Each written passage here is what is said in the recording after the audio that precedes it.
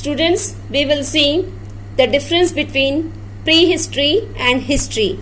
During the period of prehistory, no written records were maintained. That means written records were not maintained by anybody. And during history, written records were maintained. This is the main difference between prehistory and history. Now we will see the influences of geography on history.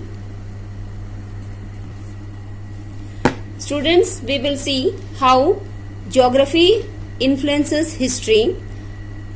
The first part is the Himalayas. Himalayas are very important because the protection they give to India and the climate the good climate they provide us.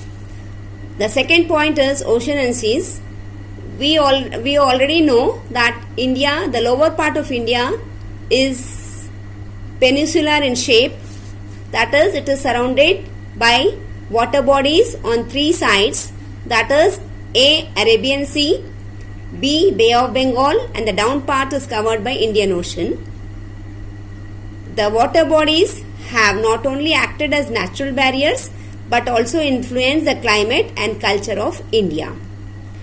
Now we will see the Indo-Gangetic Plain.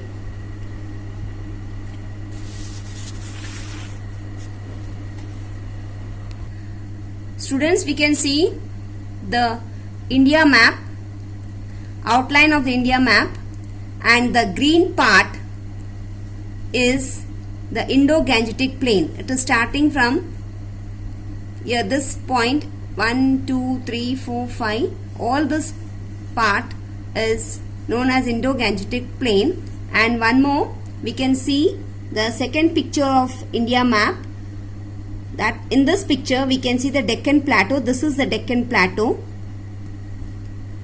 Outline map of South India showing the Deccan Plateau. So from these two maps we can see the Indo-Gangetic Plain and the Deccan Plateau. Now we will see the second part of history, that is material remains. The first part of it is archaeology. Archaeology helps us to know the past of human beings.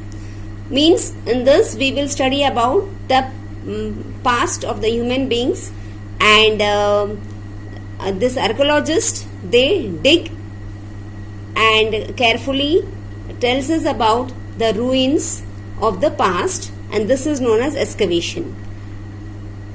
In this past, it includes everything, that is even the man-made things, man-made objects of the past, pottery, ornaments, clothes, toys, coins and food items, many other things which were used by the people in the past. Now we will see about the carbon-14 dating. What is carbon-14 dating? Children, in the long before, when people died and when they were buried, means जब वो मर जाते थे और उनको दफनाया जाता था, तो the people used to keep everything along with the dead body कि इनको ये सब जरूरत पड़ेगी, तो they used to keep everything with the dead body, all the necessary things, that is utensils, the ornaments, सब कुछ वो वैसे पहने हुए उनको दफनाते थे. Now we will see exactly about what is carbon-14 dating. We all know that when we breathe, we take in oxygen and give out carbon dioxide. So when a person dies, जब कोई मर जाता है, तो some carbon is left in human body, कुछ carbon रह जाता है. And once anybody is died, then there is a fixed speed through which the carbon decreases. So people used to